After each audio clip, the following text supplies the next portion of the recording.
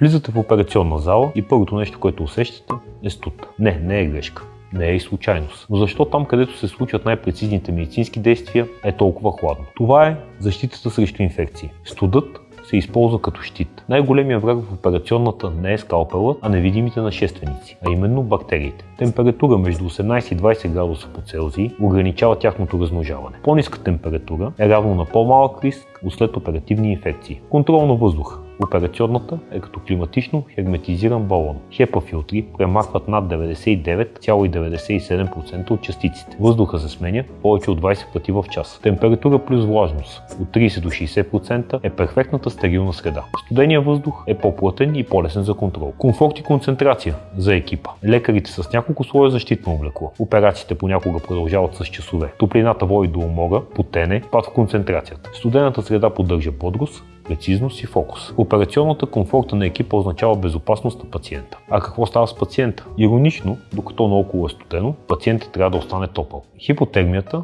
може да доведе до забавено възстановяване и усложнения. Затова пациентът трябва да се затопля. Това става чрез електрически отдела, топъл въздух или подгряти инфузионни разтвори. Нищо в операционната не е оставено на случайността. Нито инструментите, нито светлината, нито температурата. Студът не е неудобство. Той е предпазна мярка, той е част от самата операция.